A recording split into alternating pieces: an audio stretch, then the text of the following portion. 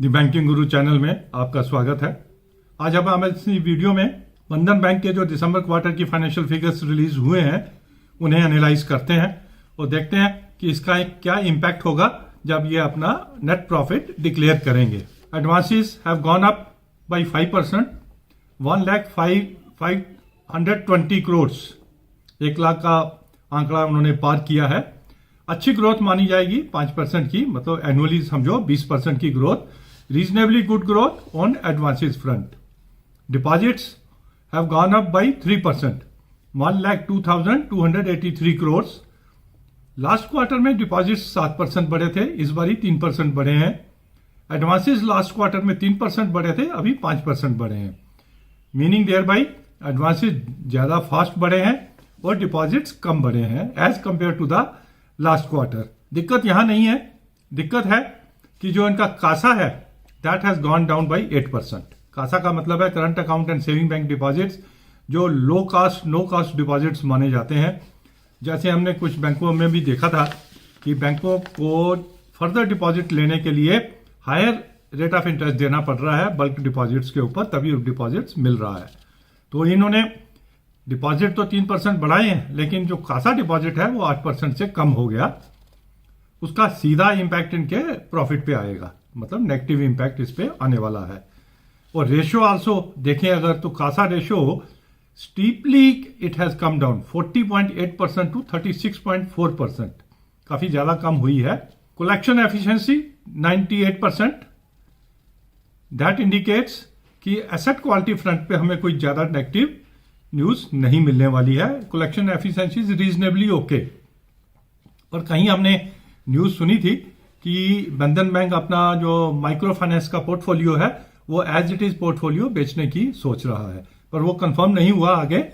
But अगर वो ऐसा कुछ करते हैं तो पीसीआर जो है इनकी प्रोविजन कवरेज रेशियो थोड़ी कम है, 75% है।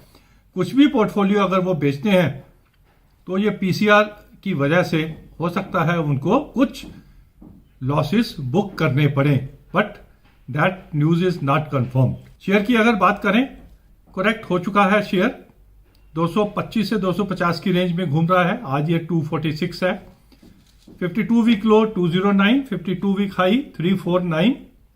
बट इन रिजल्ट्स के साथ, इन फिगर्स के साथ 250 क्रॉस करना बंधन बैंक के लिए थोड़ा मुश्किल दिखता है, क्योंकि प्रॉफिटेबिलिटी थोड़ी सी as compare to the last quarter कम आने की उम्मीद है। अच्छी चीज ये है कि प्राइस अर्निंग के हिसाब से ये 10.30 की पीई है, whereas industry PE is 26, तो उस हिसाब से थोड़ा सा रीजनेबली प्राइस्ड है।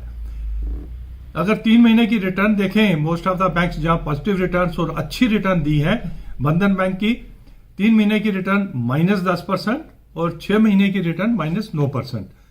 तो उस लिहाज से स्कोप है कि अगर वो डिस्पाइट दीज फाइनेंशियल फिगर्स अगर प्रॉफिट बढ़ा हुआ दिखाते हैं, जो हो भी सकता है। 30 जून का प्रॉफिट था 886 करोड़ और सितंबर में 209, सीधा 600 करोड़ से प्रॉफिट इनका कम हुआ था। अगर यही चीज वो रिवर्स कर देते हैं, दोबारा 500-600 करोड़ का प्रॉफिट दिखा देते हैं नेट प्रॉफिट, तो हो सकता है दोबारा शेयर जो है 250 की लेवल क्रॉस करे। But for the time being 225-250 की रेंज, हमें 1 या 2 क्वार्टर और देखना पड़ेगा बंधन बैंक के results, when the share will be out of this 250 range. जिनके पास है वो होल्ड करके चल सकते हैं, जिनके पास नहीं है वो अभी वेट करें फर्दर इस बैंक में ऐड करने के लिए, बिकॉज कंपैरेटिवली रिलेटिवली बाकी कई बैंकों ने काफी अच्छी फाइनेंशियल फिगर्स दी हैं, हम उनमें इन्वेस्ट कर सकते हैं। अगर अभी भी हमें बैंकिंग स्टॉक्स में इन्वेस्ट करना है और अगर हम ऑलरेडी इन्वेस्टेड नहीं है। यह था हमारा छोटा सा अपडेट बंधन बैंक पे। Let us hope there are no negative surprises on the net profit figure when the Bandhan Bank will be declaring the results, and share hovers around 250 की रेंज में और अगले क्वार्टर में उससे अच्छा परफॉर्म करे। Thank you very much for watching this video.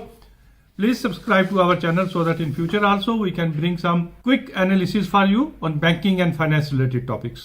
Thank you.